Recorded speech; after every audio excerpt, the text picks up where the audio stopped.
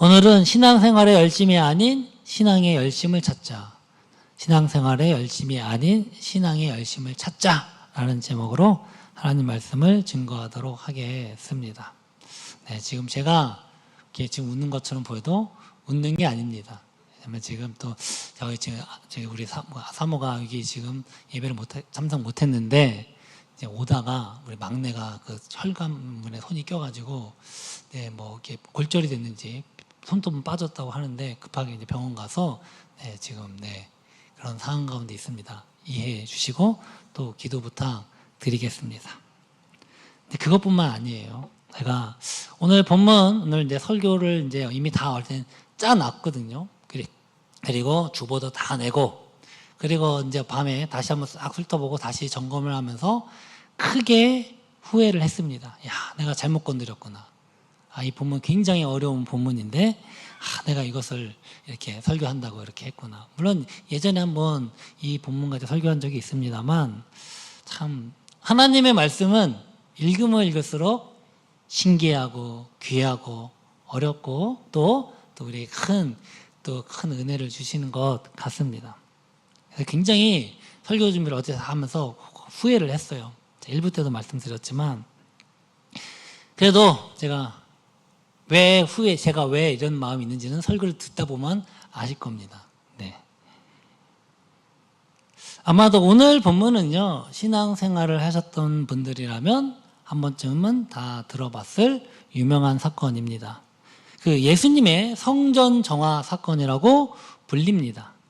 그 유대인의 최대 명절 유월절이 되어서 예수님께서 그 명절을 지키기 위해서 예루살렘에 왔다가 이 성전을 보니까 비둘기, 염소 이러한 동물들, 그 제사를 위한 제물들이었는데 그 제물들 팔고 또한 환전, 돈을 바꾸는 그런 환전, 그런 장사꾼들로 가득 차 있는 모습을 보고 예수님께서 진노하시고 채찍을 만들어서 상을 뒤엎으시며 그들을 때리시고 장사꾼을 쫓아내신 사건입니다. 그래서 이 사건이 굉장히 유명하다 보니까 마태, 마가, 누가, 요한복음에도 다 동시에 기록되어 있습니다. 방금 제가 드린 말씀만 갖고 짤막하게 요약을 한다면 크게 이상할 것이 없어 보이는 그러한 내용입니다.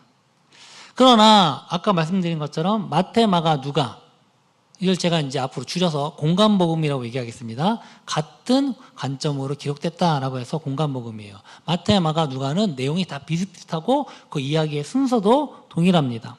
그런데 요한복음은 좀 달라요. 순서도 다 뒤죽박죽이고 또 다른 복음서에는 없는 내용들이 많이 삽입이 되어 있습니다. 그래서 굉장히 이 마태, 마가, 누가 이 공간복음에 비해서 요한복음이 좀 더 해석하는 것이 어려운 부분이 있습니다.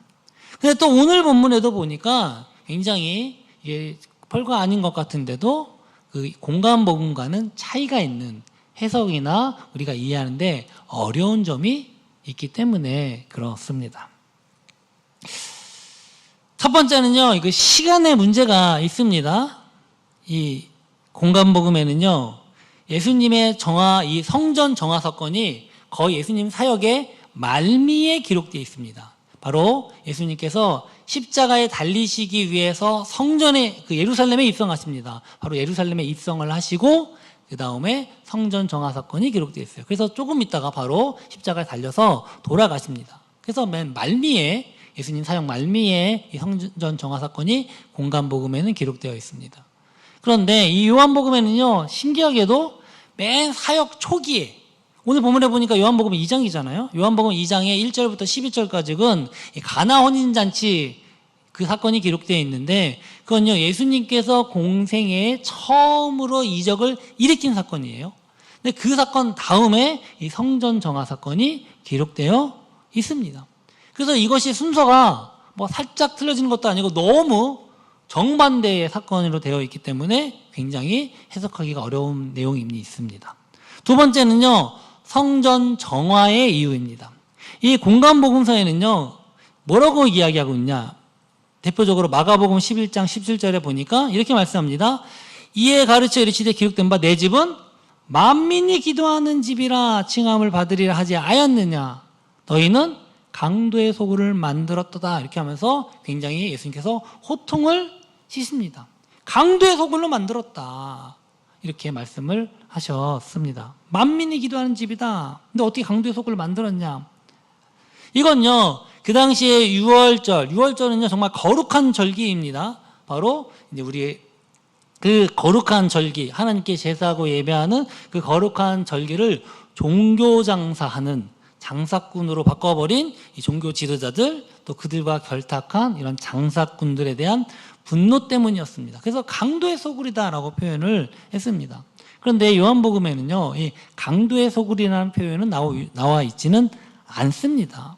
그 대신에 이 종교 지도자들의 왜곡된 어떤 종교적 열심, 더 나아가서 유대인들의 그 왜곡된 종교 열심으로 인해서 신앙의 본질을 잃어버리고 점점 장사꾼이 되어 타락해가는 모습을 책망하는 것처럼 보입니다. 그래서 16절에 보니까 비둘기 파는 사람들에게 이르시되 이것을 여기서 가져가라. 내 아버지의 집으로 장사하는 집을 만들지 말라 하시니, 제자들이 성경 말씀에 주의 절을 사모하는 열심히 나를 삼키리라 한 것을 기억하더라 이렇게 기록을 하고 있습니다.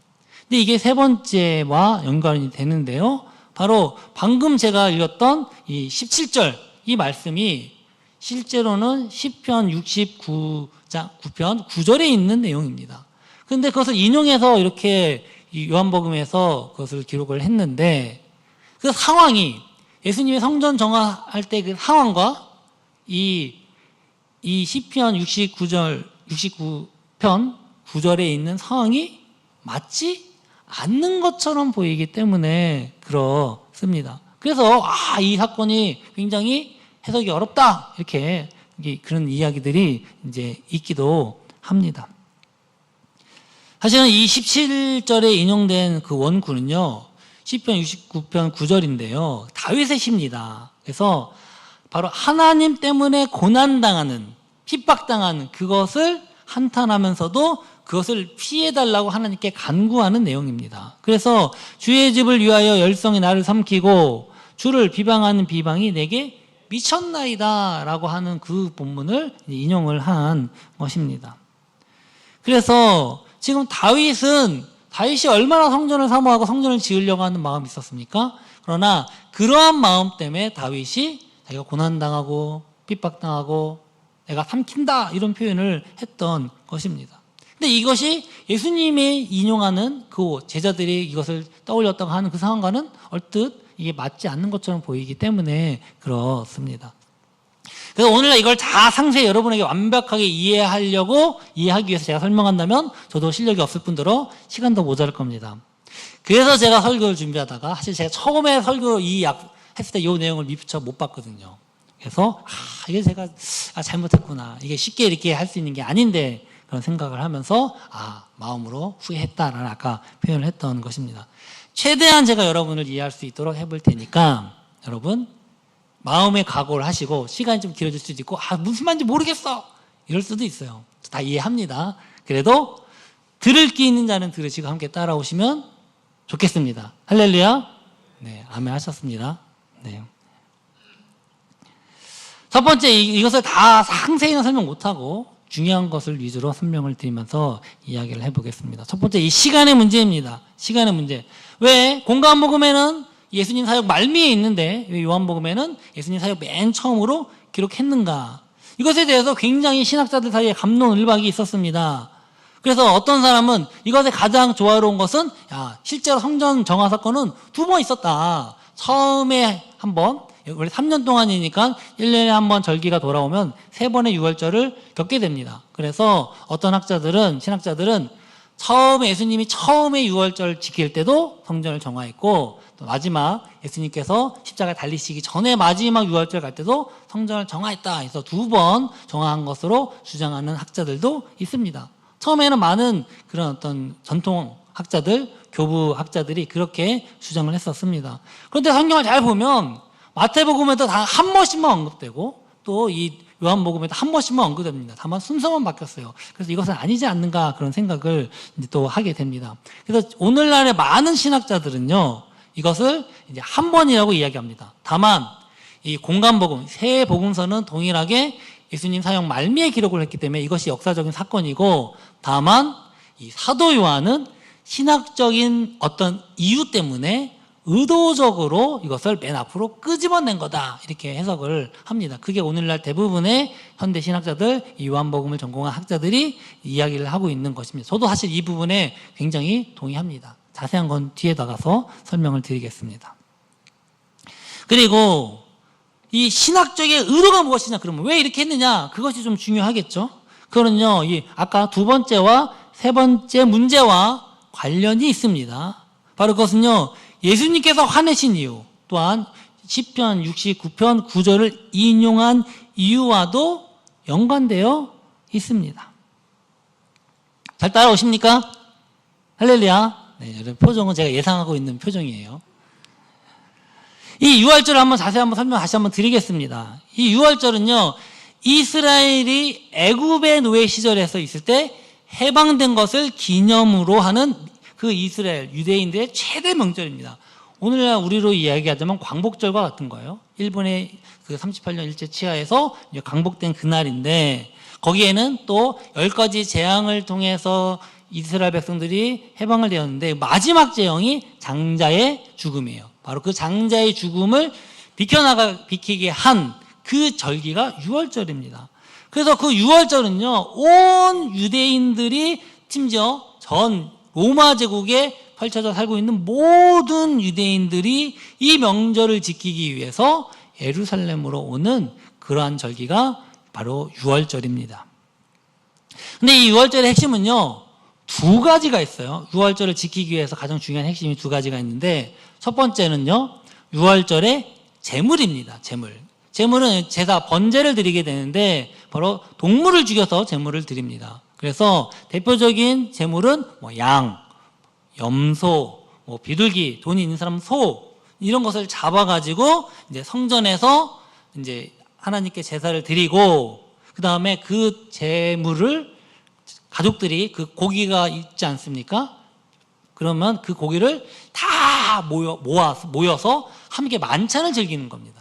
그래서 이것이 바로 유월절이 기본적으로 지켜지는 절기입니다. 그래서 이 성전에서 유월절 양을 잡기 위해서는요, 이제 필요한 게 있는데, 사실은 원래는 율법에 따르면 자기가 유월절 양을 잘 키워서 이제 그것을 양으로 잡게 됩니다. 그런데 문제는 이 유월절의 양으로 제물로 채택된 그 동물은요, 흠이 있으면 안 돼요. 조금이라도 하자가 있으면 안 됩니다. 그런데 그 주변에서 그 주변에, 예루살렘 주변에 살면서 애지중지 키운 양이나 동물들은 그나마 괜찮겠지만, 저 멀리서 우리 명절 되면은 여기서 서울에서 부산까지 한 몇 킬로 됩니까? 300km, 400km 넘습니까? 420km? 민족의 대이동이다! 막 이렇게 얘기를 합니다만, 사실 그 로마 제국에서 펼쳐진 유대인들이 모일 때는요, 몇백 킬로 정도가 아니에요. 몇천 킬로 이상을 이동을 해서 이 예루살렘으로 오게 됩니다. 그러다 보니까 아무리 귀하게 이 제물을 지켰다 할지라도 여행 가는 중에 반드시 어딘가 하자가 납니다. 그래서 이것을 제대로 제물로 쓰기가 힘듭니다. 그런데 그러면 또 이 유대인들이 얼마나 이 하나님께 드리는 제물인데 이것이 화자가 나면 얼마나 마음이 아픕니까? 그리고 중요한 건 그 제사장들이 조금이라도 하자가 있으면 그걸 받지를 않는 겁니다.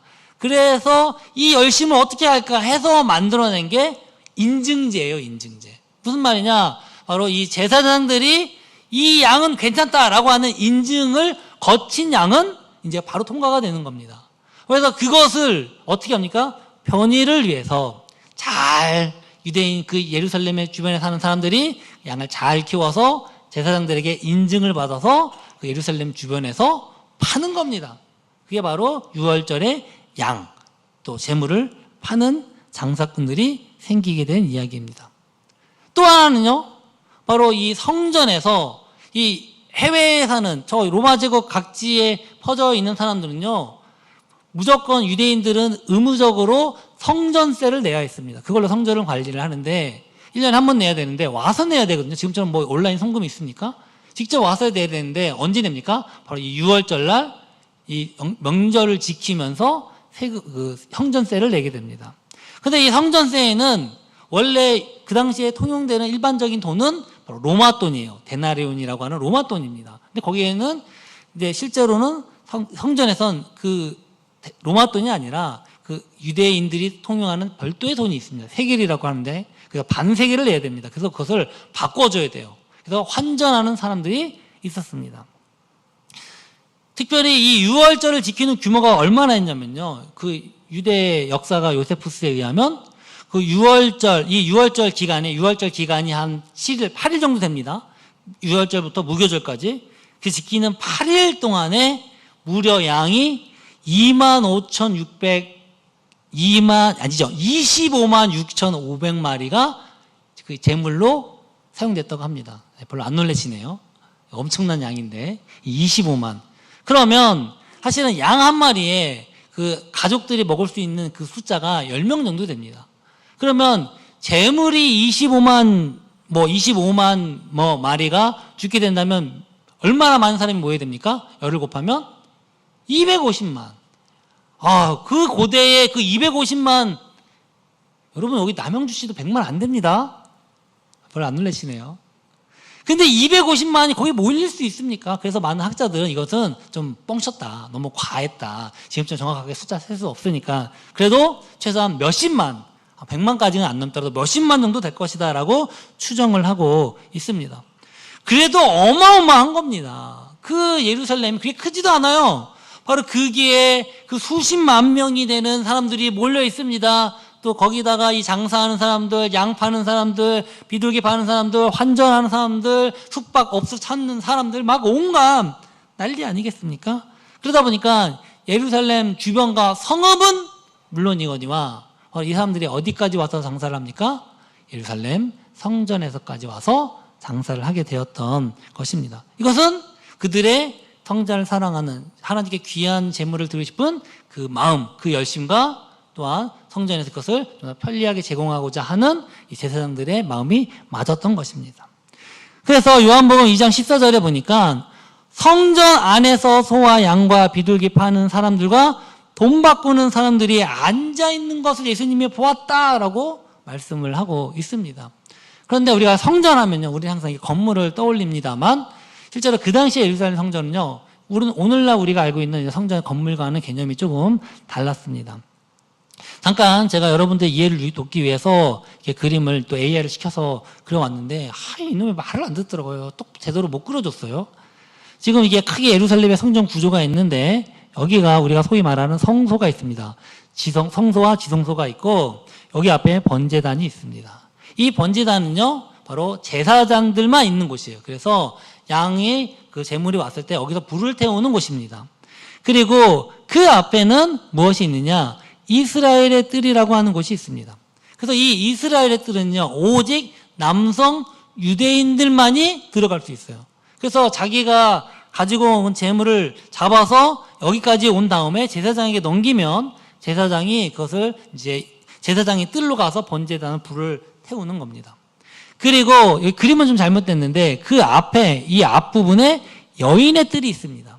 그래서 여인들은요 이 이스라엘의 뜰은 못 들어가고 여인들의 뜰까지만 들어갈 수 있어요. 그래서 거기는 이제 이스라엘 사람 중에서 여자들까지만 들어갈 수 있고 그 다음에 맨 주변에 있는 여기가 지금 이방인의 뜰이라고 기억되어 있는데 여기는 이방인을 포함한 누구라도 들어갈 수 있는 장소가 됩니다. 그래서 실제적으로는 번제를 드리는 거는 가장 한가운데 있는 이 제사장의 뜰이고 여기서 제사를 드려서 바로 그 분향, 기름과 이것을 이제 성소와 지성소로 가지고 가게 됩니다. 그래서 이걸 좀 더 편히 이해를 하면 이렇게 구조가 되어 있는 겁니다. 그래서 이방인의 뜰은 굉장히 큰 넓은 마당입니다. 그래서 여기는 누구나 출입이 가능하고 여인의 뜰, 이스라엘의 뜰, 제사장의 뜰, 성소와 지성소로 이렇게 구분이 되어 있습니다. 자, 그런데 지금 여기서 성전에 장사하는 사람들이 있었다라고 하는 것은 우리가 얘기하는 성소와 지성소 이런 건물 내부를 이야기하는 것이 아닙니다. 어디냐면요, 바로 이 주변에 있는 이방인의 뜰입니다. 그래서 여기는 그냥 큰 넓은 광장 같은 넓은 뜰이에요. 거기서 누구라도 들어갈 수 있는 그러한 장소입니다. 그래서 여기서 이제 제사는 여기서 드리는 게 아니죠. 결국은 더 제사장 뜰에서 드리니까 여기서 편의를 위해서 사람들이 진을 치고 장사를 하고 그 다음에 환전을 바꿔주면서 그 유대인들의 편의를 받았던 것입니다. 그런데 예수님이 이 모습을 보고 진노를 하셨어요. 요한복음 15절, 2장 15절에 보니까 노끈으로 채찍을 만드사 양이나 소를 다 성전에서 내쫓으시고 돈 바꾸는 사람의 돈을 쏟으시며 상을 얻고 비둘기 파는 사람들에게 이르시되 이것을 여기서 가져가라. 내 아버지의 집으로 장사하는 집을 만들지 말라 하시니. 즉 예수님이 얼마나 진노하셨냐면 그 사랑의 예수님, 정말 우리가 예수님 인자하신 그 상상 속에 있는 그 예수님의 모습은 온데간데 없습니다. 노끈으로 채찍을 만드셨어요. 그리고 양이나 소를 다 성전에 내쫓으시고 돈 바꾸는 사람 상을 엎으시고 막 아무튼 난리가 났던 것입니다. 예수님의 분노는 충분히 이해가 됩니다. 성전을 어떻게 더럽힐 수가 있는가? 그러나 아까 말씀드린 것처럼 이 이방인의 뜰은요, 원래 어느 누구나 올 수 있고 실제로는 거기서 예배가 그 제사를 드려지는 것이 아니라 어디서 제사가 드려집니까? 제사장의 뜰에서 제사가 드려집니다. 그리고 또 여인들의 뜰이 있고 또 유대인 이스라엘의 뜰이 있고 제사장 뜰이 있고 이렇게 다 겹겹으로 쌓여 있어요. 그렇기 때문에 그게 제사들인데 그게 방해가 되지는 않습니다. 근데 문제는 이겁니다. 아까 말씀드렸지만 여기에는 누구만 들어갈 수 있어요? 이방인들만 들어갈 수 있습니다. 이방인들은 아까 얘기했지만 그 여인들의 뜰이나 그 이스라엘의 뜰, 제사장의 뜰을 갈 수가 없습니다. 그들이 아무리 그 유대교를 지킨다 할지라도 들어갈 수가 없어요. 그렇기 때문에 그들이 예배를 하려면 어디서 예배해야 됩니까? 바로 그 뜰에서 예배를 드리는 것입니다. 그래서 우리가 예배, 성전, 교회 얘기하면 이렇게 건물 안에서 찬양하고 예배하는 것을 떠올리지만 그 당시에 많은 대부분의 사람들은요, 다 이 뜰에서 예배를 드렸어요. 이 뜰에서 기도했습니다. 뜰에서 찬양을 했어요. 그래서 이방인들은 어디서 예배했습니까? 이방인의 뜰에서. 여인들은 어디서 기도하고 예배했습니까? 여인들의 뜰에서. 실제로 헌금함은 그 여인들의 뜰에 있었습니다. 그리고 남자들은 그 이스라엘의 뜰에서 거기서 예배를 드리고 찬양할 수 있었던 겁니다. 그러면 무슨 말입니까? 유대인들은 그 이방인의 뜰에서 아무리 장사를 하고 뭐해도 아무런 피해를 입지 않아요. 어디서 예배하면 됩니까? 자기가 있는 여자들은 여인들의 뜰, 또 남자는 이스라엘의 뜰에서 예배하면 됩니다. 찬양하면 돼요. 그리고 제사장들은 제사장 뜰에서 하나님께 번제 드리면 됩니다. 그러나 이 이방의 뜰은 이방인들은 어떡합니까? 거기서 예배를 드려야 되는데 이 장사하는 사람들, 환전하는 사람들, 이 사람들로 인해서 예배를 드릴 수 있습니까? 예배를 드릴 수 없고 기도할 수 없었다라는 것입니다. 그러면 이곳에 있는 사람들, 분명히 예루살렘 성전 밖에도 이 장사하는 사람들이 엄청 많아요. 근데 이 성전 안에서 들어와서 장사하는 사람들은 어떤 사람일까요? 바로 이 제사장들과 결탁해서 비싼 자릿세를 내고 장사를 허락받은 사람들입니다. 그래서 예수님이 그것을 보시고 이제 강도의 속을 만들었다, 장사꾼들로 가득 차겠다라고 화를 내면서 하나님께서 예수님께서 그렇게 진노를 하신 것입니다. 그런데 사실 멀리서 오는 유대인들, 그들이 좀 더 하나님께 좋은 재물, 또 쉽게 성전세를 내기 위해서 이렇게 편의를 봐주는 게 나쁜 겁니까? 나쁜 거 아니죠. 유대인들에겐 아무 문제가 안 돼요. 자기 예배드리는 거 방해가 되지 않습니다. 그럼 누구에게만요? 이방인에게만. 이방인들 가장 소외되고 하나님께 나아갈 수 없는 그들에겐 그 장소가 예배의 장소인데, 바로 이 유대인들 자기네들의 열심, 자기들이 좀 더 하나님께 좋은 재물을 드리겠다고 하는 그 열심 때문에 예배의 장소가 방해가 되고 예배를 못 드리게 되었던 것입니다. 그걸 보고 예수님께서 진노하셨어요. 화를 내셨어요. 그러면서 만민이 기도하는 집이다 라고 하면서 그들을 다 내쫓으셨던 것입니다. 이것이 맞는가 안 맞는가? 여러분, 맞습니까 안 맞습니까? 오늘 한번 이걸 예를 한번 들어보겠습니다. 헌금은 현금으로 내는 게 맞습니까 안 맞습니까? 무슨 말입니까? 헌금을 현찰로 빳빳하게 은행에서 새 돈을 싹 뽑아가지고 하나님께 드리는 건데 세뱃돈도 함부로 주지 않지 않습니까? 그런 것처럼 자 은행에서 가장 귀한 새 돈으로 하나님께 드리는 게 맞습니까? 아닙니까? 어떤 분들은 정말 그렇게 드리시는 분들이 있어요. 정말 하나님께 드리는 헌금 소중하게 생각하는 분들도 있습니다. 그런가 하면 요즘에는요 또 이 큰 교회 이 CD기 은행까지 가는 게 힘드니까 큰 교회에는 은행 그 교회 앞에 CD기가 있어서 그것으로 이렇게 헌금을 인출하는 경우도 많이 있습니다. 초기에는요 굉장히 비판 많이 받았어요.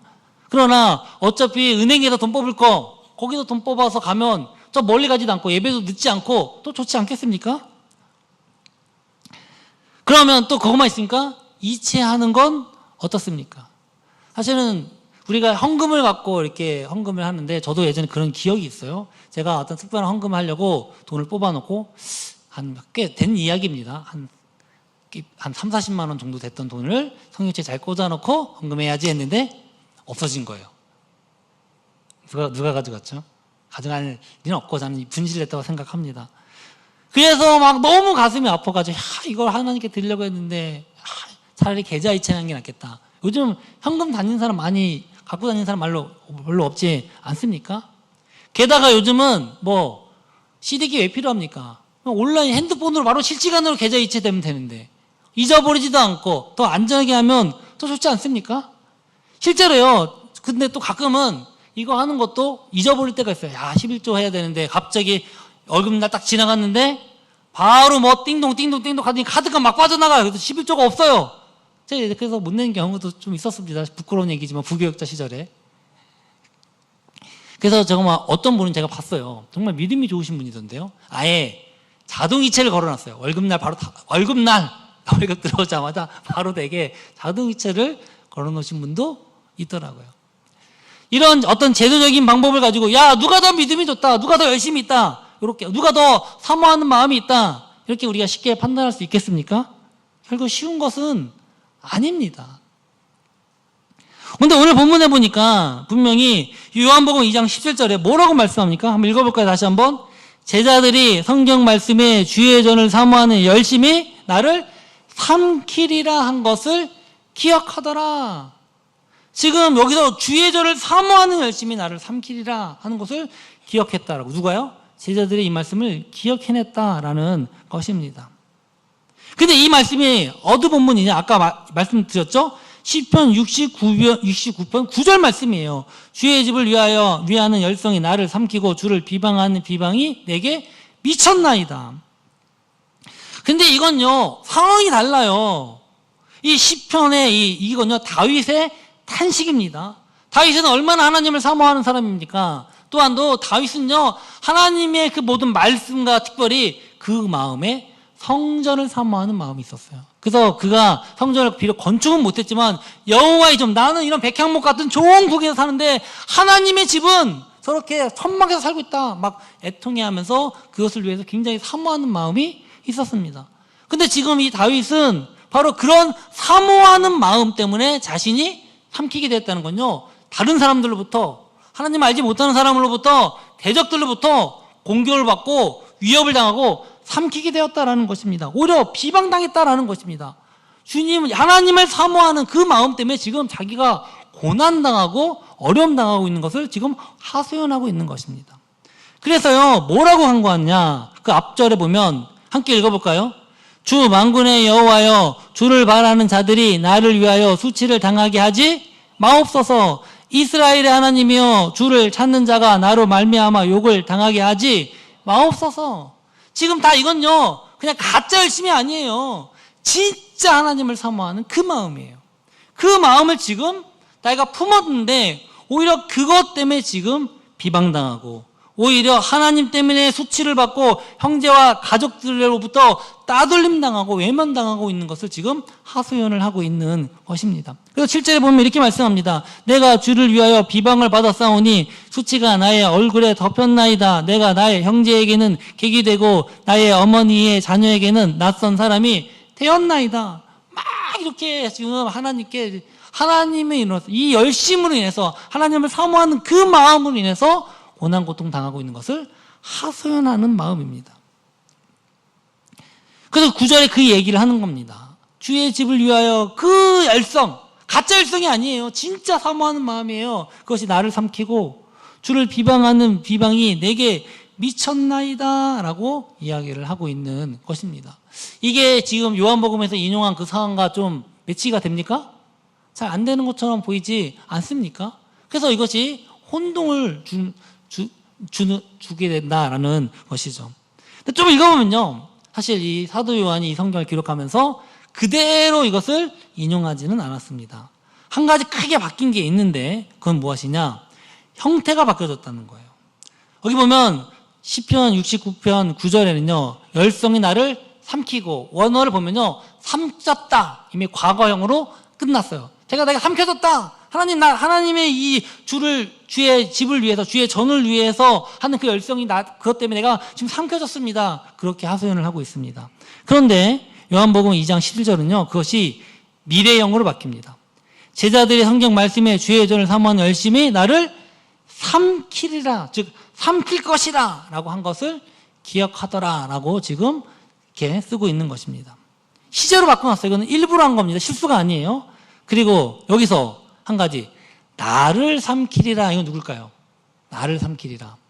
이거는 그 잘못된 어떤 열심으로 인해서 스스로 장사꾼이 되어서 망해가는 그것을 의미하는 것입니까? 여러분, 아닙니다. 그게 아니에요. 이거는 무슨 말씀이냐면, 여기서 나는요, 그냥 잘못된 열심으로 스스로 망해가는 유대인들, 종교 지도자들을 가리키는 것이 아닙니다. 바로 여기서는 예수님, 당신을 의미하는 것입니다. 즉 무슨 말입니까? 이 다윗은 하나님을 너무 사랑하고 사모하는 그 마음 때문에 이런 고난, 어려움, 괴로움, 적에게 삼켜지는 것까지 당하게 되는 것입니다. 배척을 당하는 거예요. 바로 그것처럼 누구도요? 예수님도. 예수님이 그 하나님의 전을 사모하는 그 마음으로 고난을 받는다라는 그 뜻인 것입니다.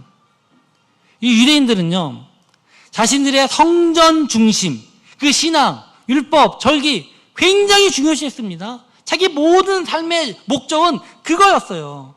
그래서 그것을 온전히 지키기 위해서는 뭐든지 하는 사람이었습니다. 그 열심은요, 정말 진심이었습니다. 그러나 그것의 결과는 어떻게 됩니까? 그 결과는 이 성전을 오히려 장사하는 사람들로 가득 차게 만들었고, 정작 예배해야 되는 이방인들은 예배를 못하게 만들었고, 그곳을 강도의 소굴로 만들어버린 것입니다.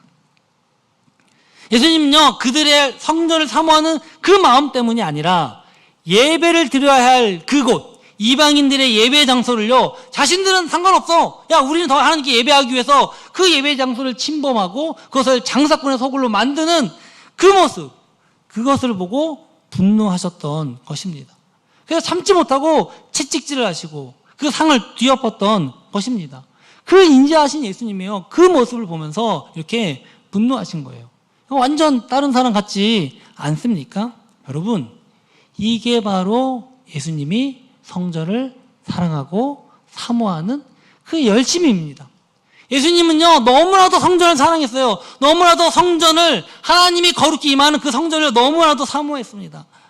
그런데 그 성전이 이 다른 유대인들의 그 열심으로 오히려 이방인들이 예배드리지 못하는, 그렇게 돼서 성전이 더럽혀지는 것을 참을 수 없었다라는 것입니다. 그래서 채찍을 든 거예요. 그런데요, 여러분, 바로 이 사건 때문에 예수님께서 유대 종교 지도자들에게 바로 죽임을 당하는 바로 결정적인 그 이유가 이것 때문입니다. 누가복음 19장 46절에서 47절에 보면 읽어볼까요? 그들이 이르시되 기록된 바 내 집은 기도하는 집이 되리라 하였거늘 너희는 강도의 소굴을 만들었도다 하시니라. 예수께서 날마다 성전에서 가르치시니 대제사장들과 서기관들과 백성의 지도자들이 그를 죽이려고 꾀하되. 그래서 바로 이 성전 정화 사건으로 인해서 이 대제사장들에게 예수님이 어떻게 하면 내가 저놈을 죽여야 될까, 그 빌미를 제공해야 한 것이 바로 이 사건이었다라는 것입니다. 결국은요, 예수님은요, 이 성전을 사모하는 마음, 하나님을 사모하는 마음, 그 성전을 사랑하는 마음, 그 사역을 감당하려고 하는 그 열심 때문에 사람들에게 비방받고 결국은 십자가에서 죽게 되신 것입니다. 할렐루야. 제가 이 표정일 줄 알았어요. 제가 길게 설명했는데, 내가 무엇 때문에 이렇게 길게 설명했는지 굉장히 어려운 신학적인 설명을 제가 드렸는데, 그럼 여기 한번 여러분 질문 하나 드려보겠습니다. 유대인들의 열심과 예수님의 열심에는 차이가 있습니까? 차이가 있다면 어떤 차이가 있습니까? 유대인들도요, 우리가 어떻게 하면 더 성전에 많이 모일까? 어떻게 하면 이 하나님께 귀한 재물을 하나님께 바칠까? 어떻게 하면 그 성전세를 더 잘 내서 그 영전을 잘 가꾸고 잘 할까? 그게 그들의 최대 관심이었고 열심이었습니다. 어떻게 하면 유월절 잘 지킬까? 근데 문제는 바로 그러한 그들의 열심이요, 어떻게 합니까? 이방인의 뜰에서 그런 장사하는 사람들을 데리고 오므로 말미암아 이방인들은 거기서 예배할 자리를 빼앗겨 버린 겁니다. 예배할 수 있는 장소가 없어진 겁니다. 바로 그것이 예수님이 본 이 성전을 장사꾼으로, 강도의 소굴로 만들어버린 그것을 보시고 예수님은 진노하신 거예요. 그 성전에 대한 열심이 오히려 예수님은 진노하게 만들었고, 오히려 이 유대인들의 그 열심은 그 이방인의 뜰을 장사꾼의, 강도의 소굴로 만들어버렸다라는 것입니다. 그리고 예수님은요, 결국 그 열심 때문에 이 장사꾼을 내쫓고 강도들의 속으로 되어버린 그들을 다 깨끗이 성전을 정화시킨 그 사건 때문에 예수님은요, 이방인들에겐 예배의 자리로 돌려주었죠. 그러나 그것 때문에 고난과 핍박과 십자가에 달려서 돌아가시게 되었습니다. 그래서 놀랍게도요, 이 요한복음은요, 성전 정화 사건 다음에 공간복음과는 전혀 다르게 예수님의 성전 표적에 대해서 연결을 합니다. 그래서 요한복음 2장 18절에 보면 함께 읽어볼까요? 이에 유대인들이 대답하여 예수께 말하기를 네가 이런 일을 행하니 무슨 표적을 우리에게 보이겠느냐? 예수께서 대답하여 이르시되 너희가 이 성전을 헐라 내가 사흘 동안에 일으키리라, 이렇게 합니다. 이 말씀은요, 다른 공간복음에는 아예 없는 내용입니다. 성전을 헐라 내가 이 성전을 내가 사흘 동안 일으키리라, 이 표적에 대한 말씀은요, 여기서만 요한복음에서만 나옵니다. 이것은 무엇을 의미합니까? 이건 제가 이미 금요일 때 설교를 통해 말씀을 드렸습니다. 바로 예수님의 고난과 죽으심과 부활을 뜻합니다. 요한복음 2장 21절입니다. 함께 읽어보겠습니다. 그러나 예수는 성전된 자기 육체를 가리켜 말씀하신 것이라. 죽은 자 가운데서 살아나신 후에야 제자들이 이 말씀하신 것을 기억하고 성경과 예수께서 하신 말씀을 믿었더라. 아멘. 사랑하는 성도 여러분, 성전을 헐라 내가 3일 만에 이것을 다시 세우겠다라는 그 말씀은요, 공간복음에 안 나옵니다. 직접적으로 언급되지 않습니다. 다만 그 예수님이 재판받을 때 증인들이 야, 제가 성전 헐르면 3일 만에 저것을 세운다고 했던 사람이야, 이렇게 간접적으로는 나오지만 이렇게 직접적으로 내용 나온 것은 공간복음에 없습니다. 이 요한복음에만 있는 내용입니다. 처음에 왜 순서가 바뀌었냐, 제가 그것을 말씀을 드렸죠. 왜 순서가 바뀌었냐, 이 성전의 사건이 왜 요한복음의 맨 처음에, 그 다음에 공간복음의 맨 뒤로 갔는가. 그건요, 이 공간복음에서는요, 그 시간의 순서에 따라 처음에는요, 예수님께서 평화롭게 사역을 합니다. 유대인들 회당에서 막 복음을 전해요. 그래서 많은 사람들이 예수님을 따라갑니다. 그런데 점점 시간이 가면서 유대인들과 계속 이 종교 지도자가 갈등이 생깁니다. 유월절을 지키네 안 지키네, 왜 안 지키네 지키네 안 지키네, 점점점 갈등이 고조되다가 딱 예수님 십자가 달리시기 바로 일주일 전에 예루살렘에 입성하시고 거기서 이 성전 정화 사건으로 이 고조가 극대화가 됩니다. 그래서 이 종교 지도자들이 예수님을 죽여야겠다 결정하는 사건이 이 사건이에요. 그런데 지금 이 요한복음은요, 아니에요. 아주 의도적으로 처음부터 이 가장 극한 갈등 사건을요, 예수님 사역의 초기 사건으로 가져옵니다. 그건 왜 하시냐, 왜 그러냐? 예수님의 그 사역은요, 예수님의 성전을 사모하는 그 마음은요, 처음부터 그 유대인들과는, 처음부터 종교 지도자들과는 본질이 다른 거예요. 양립될 수 없는 그 마음입니다. 예수님께서 이 땅에 오신 이유는 무엇입니까? 고난당하시고 부활하기 위해서 오신 것을 분명히 처음부터 드러내는 거예요. 공관복음에는요, 예수님이 십자가에 죽으신가 부활이 처음에 얘기하지 않습니다. 언제요? 후반부에 가서 이야기를 합니다. 제자들이 그걸 깨닫지 못해요. 근데 여기서는요, 처음부터 그 예수님의 죽으신가 부활을 예수님의 첫 사역 때부터 선포하고 나가고 있는 것입니다. 그래서 이때로부터 예수님은요, 처음부터 끝까지 이 유대인들과 치열하게 투쟁하면서 십자가에 달리시는 사건으로 묘사되고 있는 것이 요한복음입니다. 할렐루야. 네, 저는 이 모습을 예상을 했어요. 그래서 내가 설교 준비하면서 이거 안 되는데 끝까지 가는 겁니다.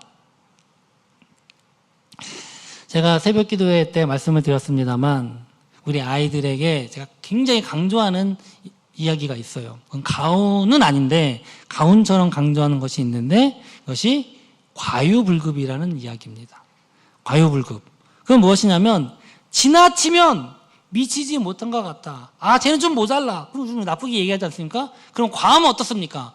과한 것도 오히려 미치지 못한 것과 같다라는 그 논어에, 공자의 논어에 나오는 이야기입니다. 이걸 쉽게 하면 우리 오늘날 표현으로 하면 뭡니까? 야, 오버하지 마. 적당히 해.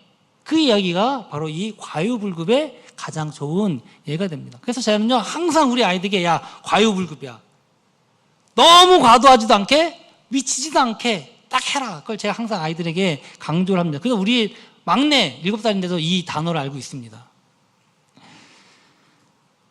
여러분, 신앙생활에 과유불급 있습니까?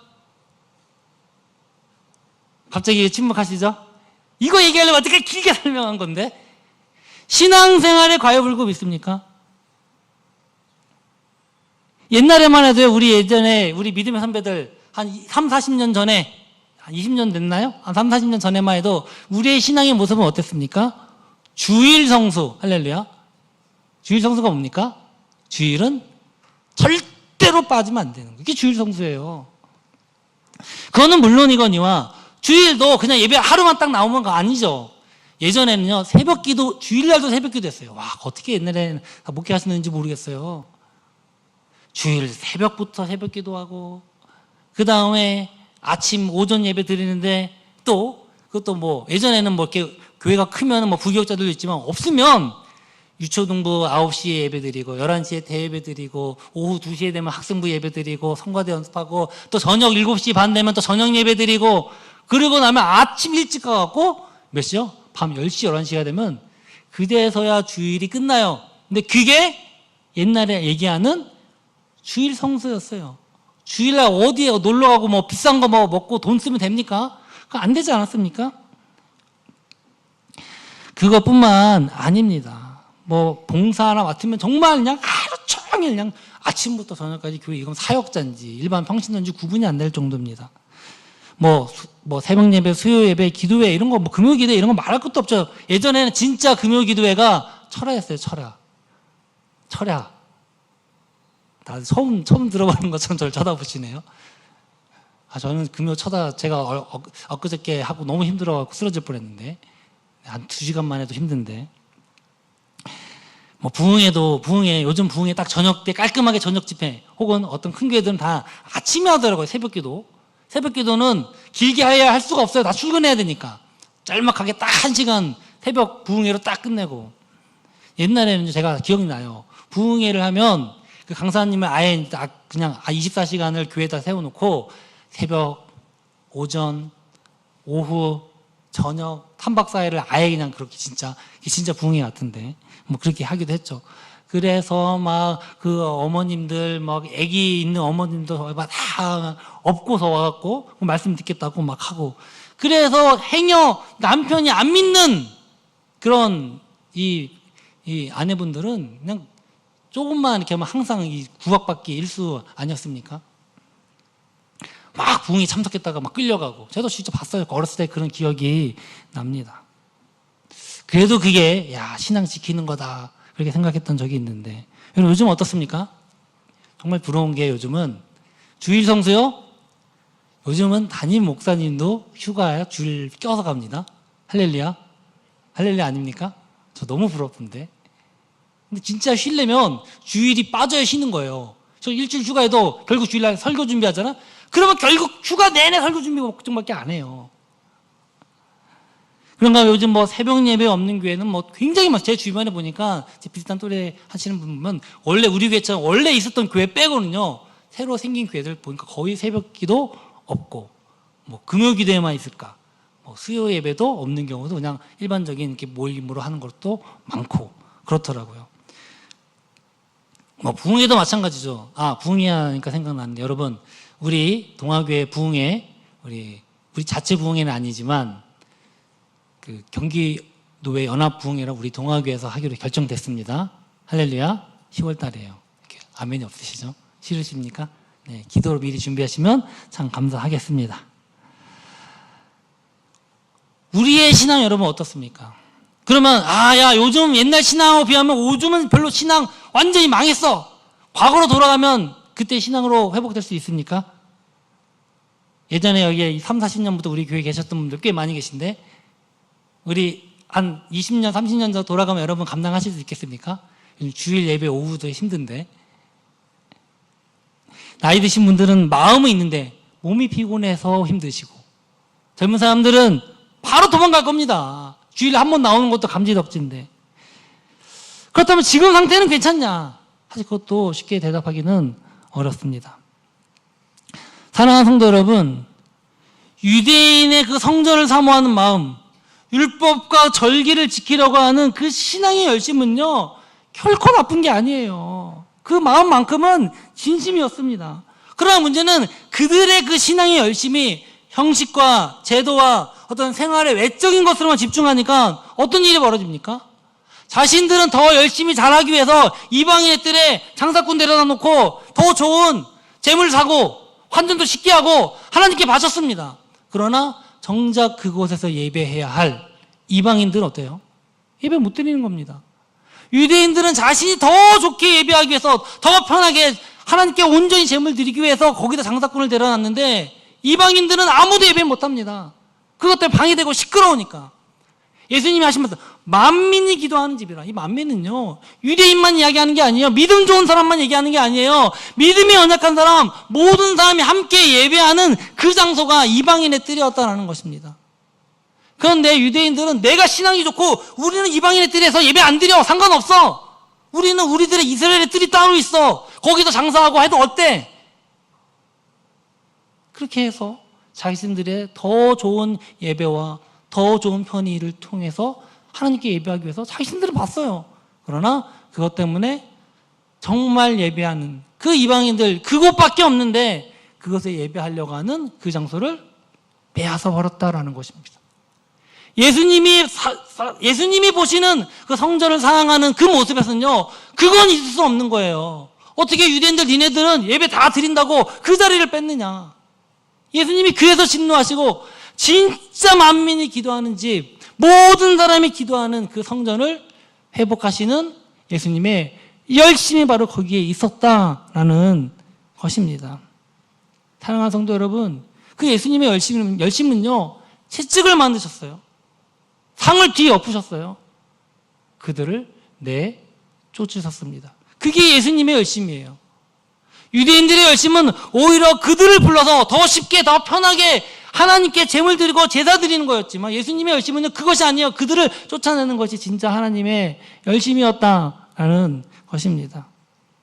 혹 이 말씀 듣고 그래 나도 채찍 들어야지, 교회 잘못된 거 내가 다 뒤집어 엎어야겠다, 이런 마음 먹으면 이거 잘못 읽는 겁니다.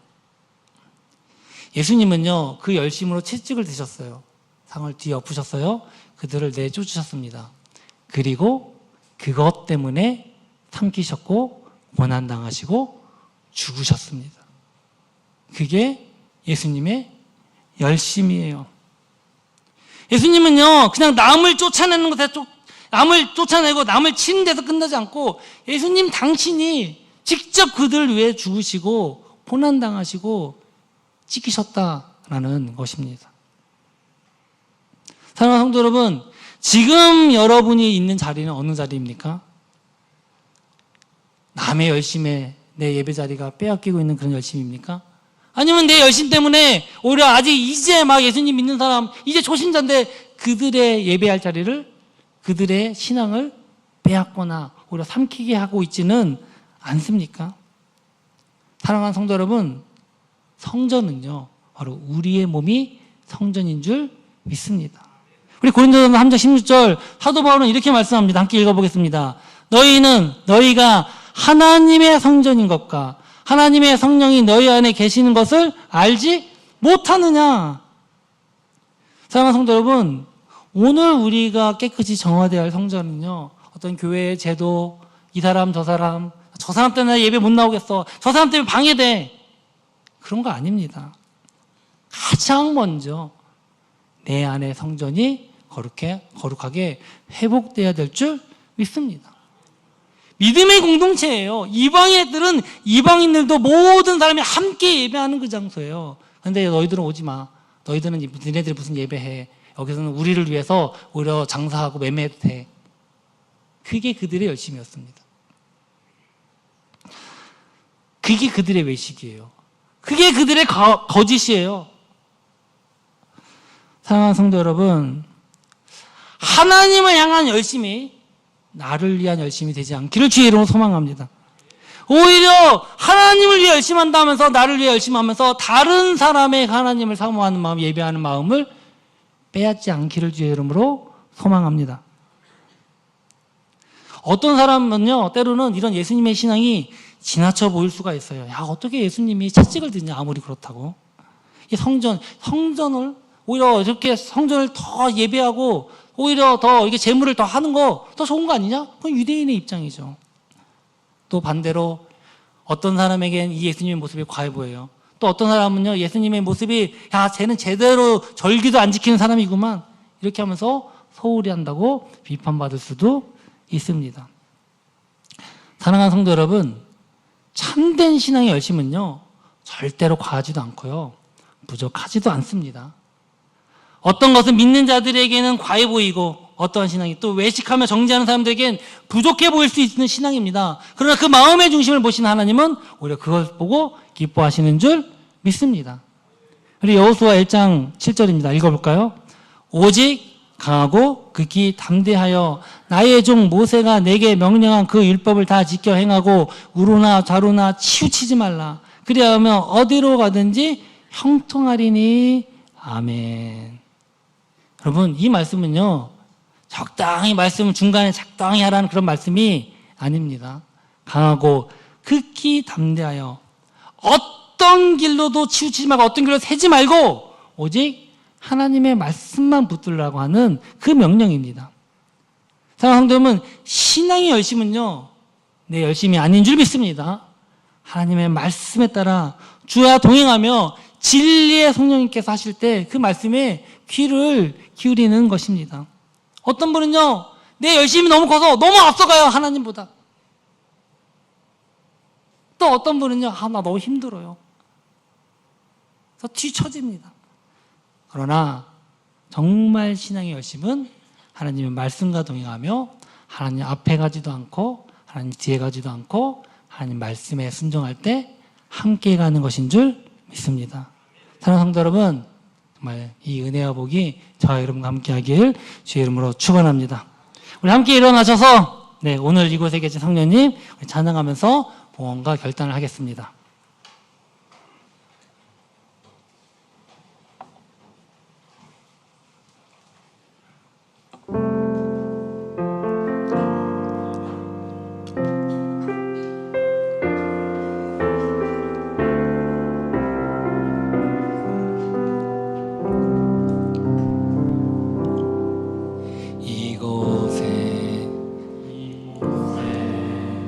계신 성령이 우리에게 말씀하시고 우리를 가르치소서. 낯이 우리 마음 열어주시고 주의 빛으로 밝혀 우리를 인도하소서. 다시 한번 고백합니다. 오늘 이곳에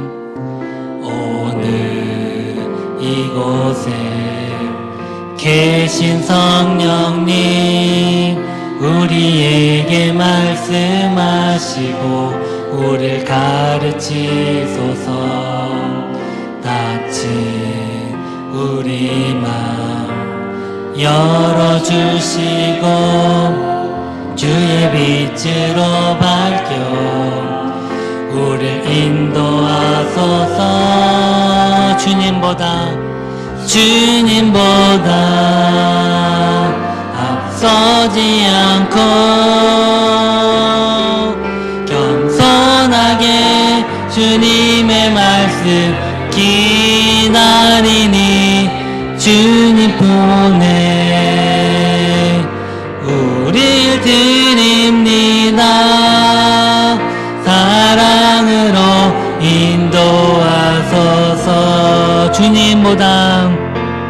주님보다 앞서지 않고 겸손하게 주님의 말씀 기다리니 주님 손에 우릴 드립니다. 사랑으로 인도하소서.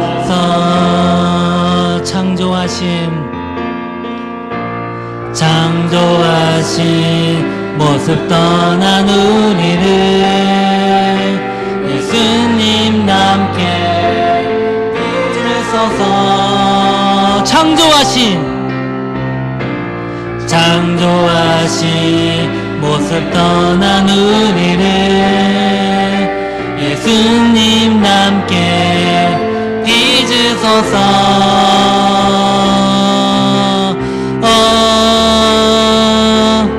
주님보다 앞서지 않고 겸손하게 주님의 말씀 기다리니 주님 손에 우릴 드립니다. 사랑으로 인도하소서. 사랑으로 인도하소서. 사랑으로 인도하소서. 아멘. 우리 시간이 너무 많이 늘었지만 그래도 기도하며 갔으면 좋겠습니다. 아버지 하나님, 정말 우리의 열심이 나를 위한 열심이 되지 않게 하시고 하나님을 위한 열심이 되게 하여 주시옵소서. 나를 위한 열심이 오히려 다른 사람의 신앙을 방해하고 다른 사람을 예배하지 못하고 오히려 초신자들의 신앙을 무시하는 그런 신앙이 되어 있지는 않습니까? 오히려 예수님의 열심은 그러한 신앙을 오히려 그러한 열심을 책망하고 채찍을 드십니다. 만민이 기도하는 집이라 장사꾼의 소굴로 만들었다, 그렇게 말씀하십니다. 아버지 하나님, 오늘도 우리가 주 앞에 나아갈 때 우리의 열심이 나를 위한 열심이 되지 않게 하시고 하나님만 위한 열심이 되게 하시고 오히려 나보다 못한 이방인들을 위한 열심, 교회를 세우는 열심이 되어서 그것이 하나님이 기뻐하고 더 나아가서 결국 그 열심 때문에 고난과 고통받았던 그 예수님의 모습으로 오늘도 우리의 이 열심이 오히려 하나님이 기뻐하지만 대상들로부터 우리가 핍박과 환난을 받더라도 오히려 이 신앙을 지킴으로 말미암아 우리가 온전히 교회를 세우며 이방인을 세우며 온전히 주님 앞에 예배함으로 나아가는 우리 되게 하여 주시옵소서. 우리 고백하면서 주여 한번 부르짖고 기도하며 나갑니다. 주여, 할렐루야. 고마우신 아버지 하나님 감사합니다. 오늘도 우리가 주 앞에 나와서 기도합니다.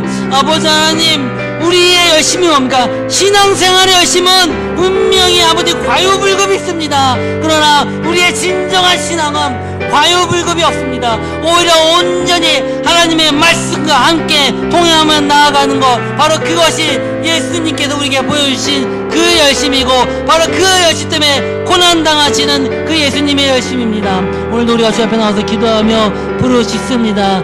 우리의 마음 가운데 주님께서 찾아오시고 우리의 이 열심이 아버지 하나님 다른 사람을 상처 주거나 오히려 다른 사람의 예배를 방해하거나 그러한 정말 우리의 신앙 우리가 신앙의 생활의 열심이 아니라 진정한 본질의 신앙의 열심이 되게 하시고 하나님을 기뻐하는 열심이 되게 하여 주시옵소서. 사랑해 주님 감사합니다. 오늘도 우리가 정말로 부족하지만 저를 통해서 하나님의 말씀이 선포되며 주의 그 하나님의 예수님의 그 십자가의 그 열심이 다시 한번 우리 안에 새겨지길 소망합니다.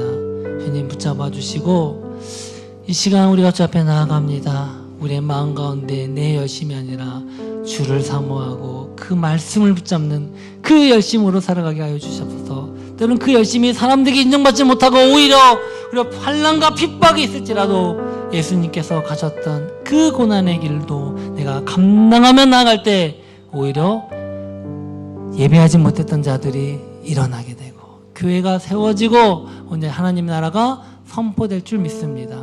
주님, 이 마음으로 오늘 주 앞에 나아갈 때 함께 하여 주시옵소서.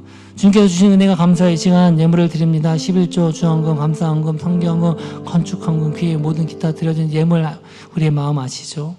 우리의 마음이 오히려 사람을 위해 보이는 것이 아니라 나를 위한 것이 아니라 하나님을 위한 열심이요 하나님께 드리는 기쁜 예물이 되게 하여 주시옵소서. 이제는 우리 주 예수 그리스도의 은혜와 하나님의 사랑과 성령의 교통하심이 나를 위한 열심이 아니라 하나님을 위한, 때로는 그 열심으로 핍박을 받을지라도 그 열심을 감당하며 오히려 주님 앞에 이 열심으로 내가 결단하며 나아가는 이곳에 예배하는 모든 성도들과 영성으로 참여하는 모든 이들 가운데 지금으로부터 영원히 함께 있을지어다. 아멘.